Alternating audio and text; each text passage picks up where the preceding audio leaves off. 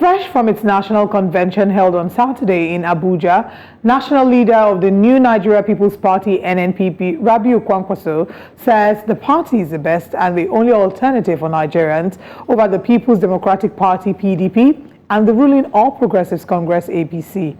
Mr. Kwankwaso said as a former minister and governor, he believed that Nigeria had enough resources and manpower to ensure security for citizens.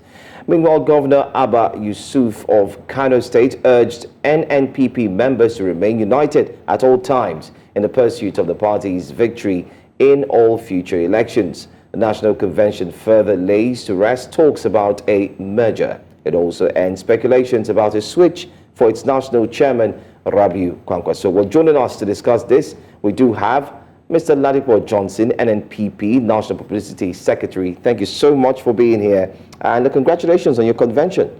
Thank you. Good morning. Good morning. Because while you were having your convention, some others were fighting and were hiding to have theirs. Well, I don't think they wanted to have theirs. They just kept saying it was an illegal convention. Unfortunately, it would seem that as in our own climb, as a party gets bigger, grows, you get to have more trouble. It seems that it's a Nigerian thing. And yes, we had issues with some members of the party who were unfortunately expelled, some of them. And naturally, they will keep saying stuff. They call themselves a faction. They're not. They've been to court. They have about 5-6 cases. About 3 of them have been thrown out. So we're still there. We follow due process. In fact, we wanted to hold the convention some 2 weeks ago, but they didn't have an injunction, but they served us with a motion for, and we stopped. We went to the Federal High Court. The court threw it out, and then we held the injunction. So we believe in the rule of law. We believe that if we want to, if we're putting ourselves forward to direct this country, then we must show by example the way things should be done. So it's safe to say that the legality of this is not in contest by INEC? No, INEC were there. They were there. Okay. Not just there. Normally, they even had a director there. Okay. So it was a full team of INEC on both days, because first we had the National Executive Committee, which has to summon convention, and then on Saturday we had the convention. Let's talk about the new logo. Why was it important to change the logo, and what is the reception among the party officials like regarding the new logo? Yes, the new logo, color, slogan came about because after, when you have an election, you have to go back and look at the mistakes you made, etc., your strengths, your weaknesses. What we did, we looked at it, and it was even INEC, because part of the problem, on election day, found it difficult to locate the NNPP symbol. It was smudged because of the color, and it was a basket of fruits, different fruits. So it was smudged in that tiny space. It was very difficult. Because it was within the map of Nigeria, I was able to locate it. And then I did an alphabetical thing. But we now thought, okay, let's have something different. And one of the most important things for us is the fact that education is very, very important and is the bedrock of everything else. Even if you're talking about industry, you're talking about agric now, you're talking about infrastructure. Education is very important. So, and it is highly improbable that you can get a logo that encompasses everything you would want to talk about as a party. But education is fundamental. So we went with the logo, the educational logo, as you can see, with the colors. Now, what is the reception with members of the party? We follow due process, but there are some people who are not happy about it. You do get it. And just this morning, I'm trying to sort out a problem. We had someone single-handedly issue a statement that the Southwest is against the logo. I'm a member from the Southwest. I'm now National Publicity Secretary. No one called me to a meeting. He just did it single-handedly about a few of them. And it's in all the papers this morning. And now that shows, these are the things that we keep talking about, examples that we don't want. Shows indiscipline within the party. Personally, I shouldn't be saying this, personally, I wanted something else as a logo. But majority have decided, let's go with it. It's not so much a logo as in the message we bring to the people. And the people within now and 2027 coming to believe that, okay, maybe you're genuine and maybe you have something that will improve our lives. Is this also indicative that there might be, we've seen this happen in other political parties, the People's Democratic Party, the internal crisis within the party, the APC, and now the Labour Congress, which has been the one that is the most recent. Yeah. Do you have these fears that, if someone single-handedly can write a letter and say he's speaking on behalf of a body, are you worried that this might in some way spark disunity in the party in the near future? I'm not worried. I'm worried because the only worry is that it always sets you back just a bit. It's not something, I know the process followed. I know majority of the people have accepted it. I have accepted it. And so if one or two people do not like it, it is wrong for them just to go out there and issue statements. But I always say that about statements, for instance, those you said were hoping to have their own convention, they were expelled. And then within a week of stating that they were wrongly suspended or expelled, they all of a sudden came up and said, oh, I'm the national chairman, and this and that. Okay. And I keep saying that the press do not ask questions. Okay, you are. Where did you hold your convention? How did you get rid of those that are in 11 Mahatma Gandhi, the headquarters? They don't. They just make statements, and then at times we run with it. And it's easier these days because you have blogs and what have you. It just fills the space. Okay. So I learned not to panic anymore these days. We'll sort it out. All right. Let's go straight to the current situation. The national chairman, Mr. Rabiu Kwankwaso, came out to say that... national leader. National leader, beg your pardon. Came out to say that the party is the best. Yes. What makes NNPP the best? What makes News Central good? No. We have our answers are out there for everybody to see why we are the best. So our answers are there, and you will also see as time goes on. What makes us the best is that for us at the moment, you're asking me to make a campaign speech. For us at the moment, the people of this country are facing high inflation. The standard of living is increasing on a daily basis. Insecurity is out there, increasing on a daily basis. And we believe that we have shown over time. You see, at times you need to have some sort of track record.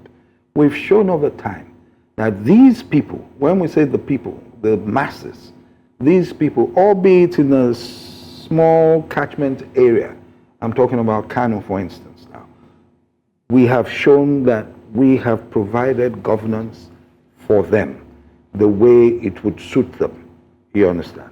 And that is being done even now by the current governor of Kano State. And I said it at the convention. I said, Your Excellency, Governor of Kano, thank you for being a good ambassador. That is an important thing.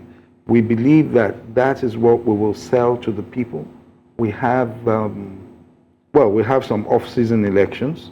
We might not have enough time, but towards 2027 is a good time to start to rebrand, to reposition, and to talk to the people, to hear from them. Yes, we have what we believe in, you have to hear from them, and vis-a-vis the economic and social climate of the country, you have to now come up with a program. Because you might believe in, say, free education, and yet part of it cannot be free due to certain things. So what I'm saying is, yes, you have your manifesto, which is a book of intent, but we will keep looking at the situation in the country and make sure that it's not just an ideological thing that we're taking to the ballot box, but we'll be taking a realistic, pragmatic, solutions-driven agenda to the people. Sorry to butt in. Yes. Before this national convention, can you clarify to us that there was a time where talks were held for a merger? Before the last elections, or after the elections? Before this convention. No, after the elections. No, after the elections, the way you hear things is the way some of us hear things as well. And that is... has there been any consideration at all? No, there has been no consideration, but I must admit, because I was part of it, there was a reaching out, right? After Waziri Adamawa's statement, Atiku Abubakar, there was a reaching out from certain quarters about, look, can we work together and everything? And there's a meeting I attended along with one of the top female members of the party. And there were others there, and we spoke and everything. But you see, getting to a stage whereby you come together is not a short, quick, short thing. Yeah. The first thing is that you have to be on the same platform. We just spoke about a manifesto. You don't go just for the sake of winning. You go out there to win, and then the government is in tatters. You're in bed with odd bedfellows. You understand? So that is it. So there hasn't been a second step. When you say there was a reaching out from some quarters, who did reaching out? From some quarters. I'm not sure they would want to be mentioned, and they were not necessarily from the PDP hierarchy, but I would say the reaching out was from someone or some people who believed that the trio of the Waziri, Kwankwaso, and Peter Obi would bring an interesting mix in 2027. Yes, that is there. I don't know whether... So that's from the Labour Party? No, I'm saying that it was from someone or a group that believed that bringing those three together would be good.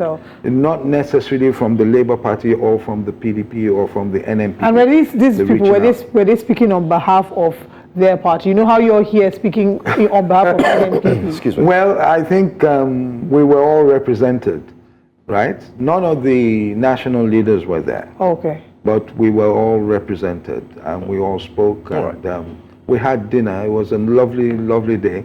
And I went back to my party and I briefed them. Okay. But as I said, we don't even have a second step or anything. Okay. You understand? I mean, since you've talked about this group of people, you refuse to mention their names or let us inside. But, well, how would you say that the NNPP is different from these earlier political parties? Because Nigerians often see politicians as two sides of the same coin. The APC, yes, the PDP, Labour Party. It's much like those in immigration in the UK see Nigerians as all drug barons or people who are coming to overstay their visas. That is the problem. You see, there are certain things you look at. Of course, I've been a member of the PDP. I was a member of the APC when it was founded. Same thing with Rabiu Kwankwaso. And we're now where we are at. People tend to say, to add to what you've said, people tend to say Nigerian politicians just jump from left to right. There's no ideology. The good thing is that we have an identifiable ideology, whether you agree with it or not. When you talk Kwankwaso, when you talk Kano, you know about education, you know about, it's all for the masses. So we have that. What we have to do now is take it, around the country, see the areas where it will work. Some people who are in big business, for instance, might not like us because they'll feel these people, if they get into government, their programs might be just for the masses. It won't be just for the masses, but I'm saying that is it. I realize that not everyone would like what you're doing or what you are selling, but we will sell it. And as I said, what you're saying is that the taste of the pudding is in the eating. We're cooking the stew now in Kano. That is what we have to show Nigerians. And that is why I keep telling the governor of Kano, anytime I see him, you are our ambassador. If you do not do well, we cannot sell this party. Because people want to see, okay, what have they done here? If I'm going to give them my trust. And I believe that a lot of things will happen before 2027. What does your party think about the current administration? Well, I smiled and laughed because, of course, I have many friends there. Naturally, people know that the President and Senator Rabiu Kwankwaso are friends. They talk and everything. But personally, unless one is totally blind and deaf, you would know that there are serious issues at the moment, and we don't seem to be going in the right direction. Maybe things will stabilize soon, but the bottom line is that we feel the pulse of the people. The people are complaining, they're suffering. Inflation is almost galloping. The Naira has tanked a great deal. Now, even if it has gained a bit, it started from 700 and something and it's gone down. It went to 1,000, almost 2,000 to the dollar. I always say to people that all I need to say is that look at Togo, look at Benin. Their currency is stronger than ours. So it shows you what has happened from May 29th to date. It's not even a year yet. So it's a lot of damage. And if this government didn't have so many friends within the media, what we'd be talking of would be different.